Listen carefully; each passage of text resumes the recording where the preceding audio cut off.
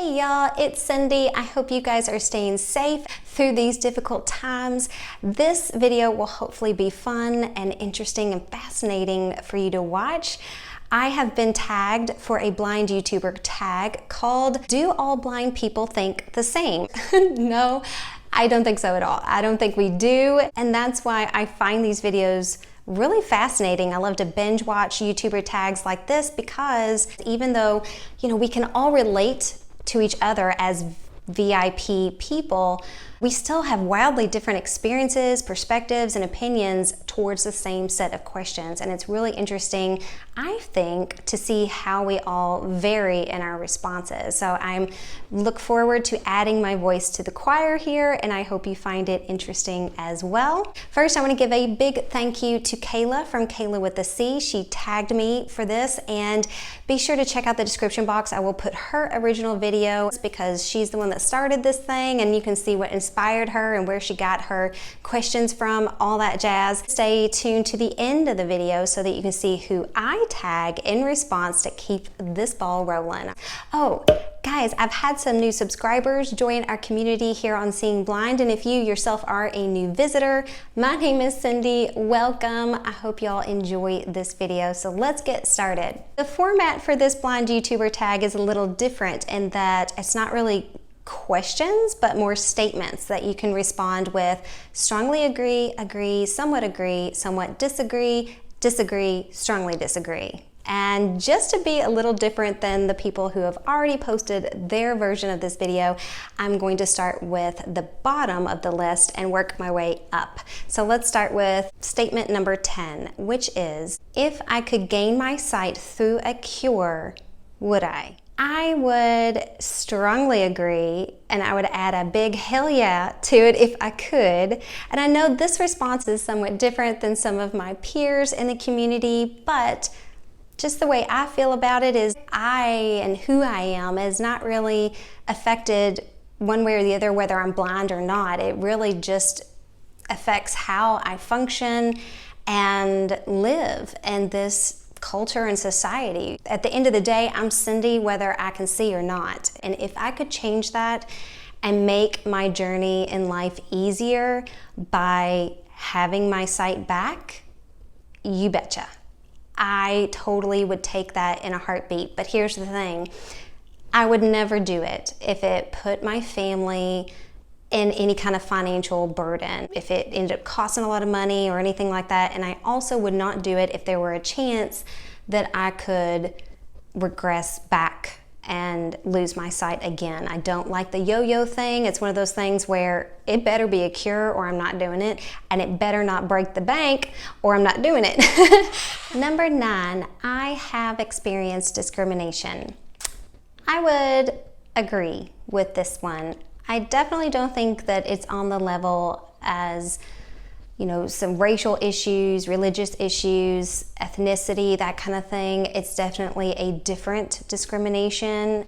My first experience was right out of the gate with a doctor as a young child. And I talked about this in a video called Losing Eyesight as a Young Child. So you can check that out if you want to know more specifically what happened. But, I felt a major level of discrimination right out of the gate as a 5-year-old child, basically being called a liar. I also received it, all through teenage years in little ways, through peers, just normal kind of stuff, unfortunately, and through college as well. The college just not listening to my needs, and that, hey, that stair rail, it's really dark, there's no tactile strips or any kind of contrasting colors on the steps, they all blend in, it's very unsafe for me.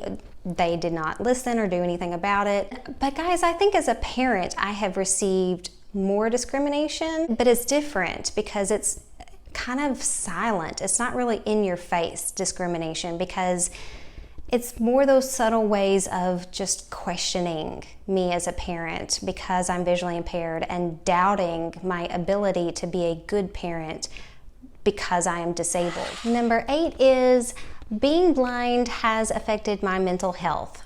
I agree with this one.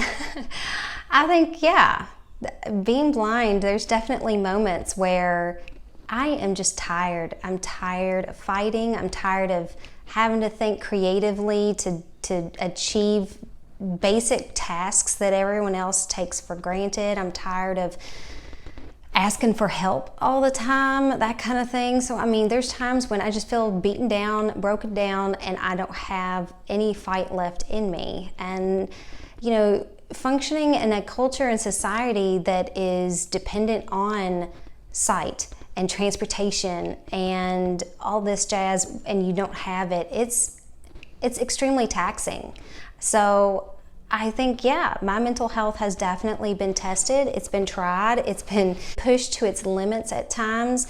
I think as a teenager more than any other time in my life. Now as an adult, I have a pretty good handle on it, but I'm not gonna lie, there's still a lot of days where I'm just like, world, leave me alone, because I can't keep fighting, and I can't keep, you know, doing basic tasks that take me hours and hours and hours, and then watch someone next to me do it in 5 minutes. All right, y'all, this next one is a doozy. I hope it doesn't get too lengthy, but number 7 is, I am offended when the word blind is used as one of my descriptive characteristics.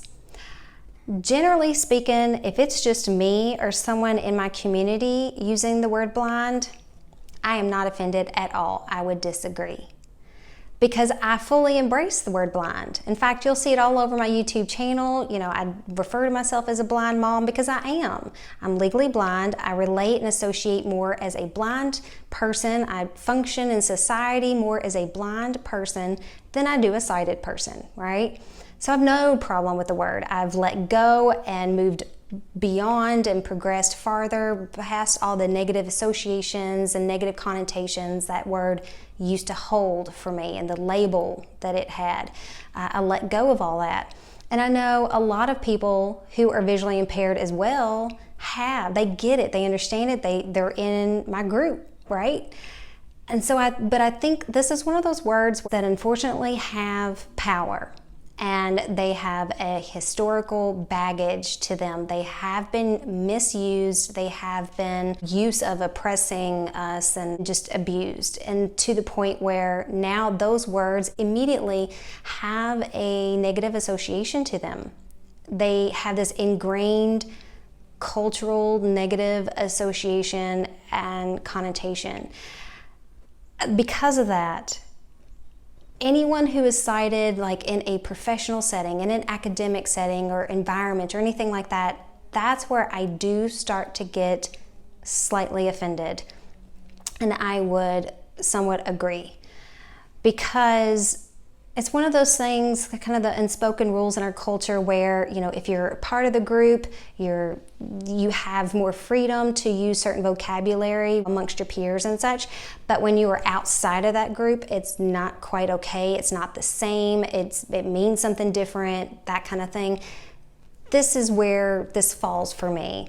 And so when sighted people use the word blind, especially if it's in a professional environment, academic kind of thing, I do have some issues with that. Now, if it's just socially, we're cutting up, that kind of thing, I don't really have an issue with it. So it really just depends on the context. For me, this is a very complicated situation and subject for me. In fact, I'll probably do a video on it, but I'm curious, what are your all's thoughts? Tell me down below. Do you have any feedback and perspective on this, as far as, does the word blind have a negative connotation for you, an association from the sighted world's perspective and its application to you? So I'm really kind of curious. I don't know, let me know. Number 6, the city I live in is easily accessible. I disagree with this one. I find the lack of sidewalks so frustrating. And if you're new to my channel, guys, I am currently moving from Wyoming to Tennessee, and I'm living in my hometown here in Kentucky while we work out that transition. It's kind of being a 6-month-long process, but regarding all 3 states, I see this as a pretty general issue. There's 2-lane streets everywhere in the neighborhood, outside the neighborhood, and anytime I need to walk somewhere, I never have access to a sidewalk. And it's so frustrating, y'all, especially as a parent. If I got my kids with me, man, it can just scare the pants off of me sometimes when we're walking, because we're walking on the side of the street and there's no safe sidewalk. So I don't walk nearly as much as I used to anywhere for that reason. Another thing that's frustrating is the zoning that our culture has. It's like we'll zone this entire huge area for residential, and you'll have these sprawling neighborhoods, and then like way across town and retail, commercial. Over here is the medical and schools, and it's like everything is separated, and it makes it necessary to have a car, or you have to ride a bus, or you have to have some form of mode of transportation to get to where you need to go. And that is so frustrating to me, why we can't have more intermingled, I guess, zoning between retail, commercial, and residential and all that jazz. I just don't know why these areas have to be so spread out, because bus routes, guys, they can take forever. They are not a practical solution for many of us. Again, paratransit, it only stays within a certain route, a certain area. And so if you live outside, it doesn't matter if you're like 20 feet outside city limits or whatever their fixed bus routes are, or however they define their services, it doesn't matter. You will no longer get that paratransit service. And that's been the boat I have been in majority of my life, especially now that we have children. I am not willing to sacrifice my children's safety by moving to a higher crime area, and I'm not willing to sacrifice their education by moving to a lower performing school system just to gain access to these services, the accessibility services. So I feel torn, I feel sad, I feel let down by my society in those regards. Next, unsolicited help makes things harder. I somewhat agree with this one. It's definitely irritating and annoying when someone grabs my arm without asking to help or lead or what have you, and just assume what my needs are. Yeah, it puts me in a bad mood. I don't want to interact with them. I don't want to spend much more time with them. It just immediately makes things harder for me, because I am not in the mental place that I need to be. I'm more annoyed, I'm irritated, and flat out just not wanting to work or do anything or be around that person, right? Not to mention, guys, like it can really assault my autonomy and my confidence, self-esteem, and security when people want to take over tasks for me, when they want to just complete something instead of letting me do it in my own way and in my own time. Why I don't agree more is because, just to play devil's advocate, there are times when, yeah, I do appreciate when people are like, hey, oh, I know I invited you to this party, would you like a ride? And you know, they that unsolicited, I guess it's a difference between unsolicited offers and unsolicited help. Now I do see there is a difference between the two, but I really do appreciate, just saying, when someone does offer assistance and does offer help, because at the end of the day, guys, I get so tired of asking and depending and all that jazz. So that is nice when that does happen. But generally speaking, right, y'all, we all say it's better to ask than to assume, right? Number 3, I am less shallow about romantic partners. I disagree with this one. I think at the end of the day, y'all, I am just as catty and judgy as the next person. It's just about different things, right? It's all relative. Everyone has their buttons, right? Whether they're good or bad. And there's definitely times when I have some harsh opinions about other things, and I can be just as shallow and catty, especially when it comes to like cologne and things like that. When there's just too much on, it's like, whew, hits me a little hard, and I can be a little shallow about it. With this one, I think just because I'm blind, it doesn't make me a saint, and it certainly doesn't make me less judgy, catty, or shallow than the next person. Nap time is over, so he's going to join us for the last 2 questions. So the next one is, I prefer to date fellow blind people. I would disagree with this one. I don't think I have a preference really one way or the other, because I don't really think it should matter at the end of the day, right?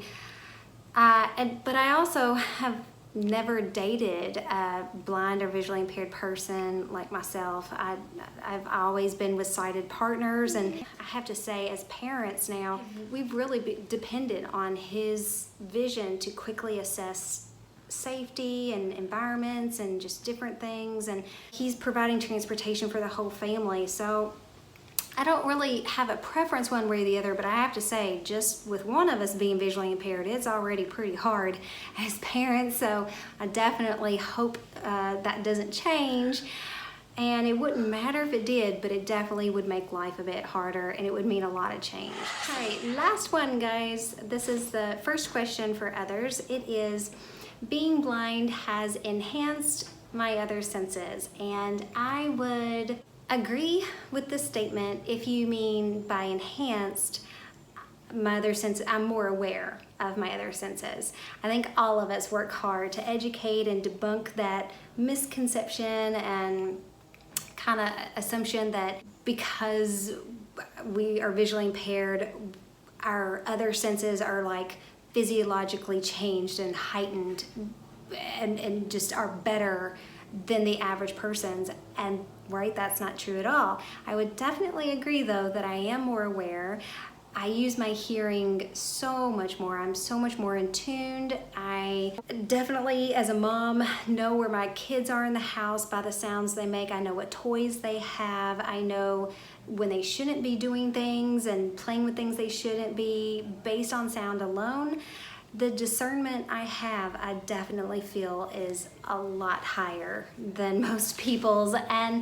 And two, you know, when I go into a store, I'm very sensitive to smell. I like to touch everything, textiles, clothes, all that. I love to touch and smell the shampoos or the soaps or the candles. I love to smell everything. So I'm definitely using all my other senses more so because I don't have vision to give me, you know, the input and information on my surrounding and my environment. All right, guys, that's it for me. I am on mommy duty now. But before y'all go, here is who I plan to tag next. First, Joy Who, followed by Leah from Ability Mom of 2 Vlogs, Alyssa Jean Hicks, and Lauren from Divided by Sight. Thank you so much for watching. I hope you enjoyed this video and others on my channel. Don't forget to like and subscribe if so. Thank you so much. Take care.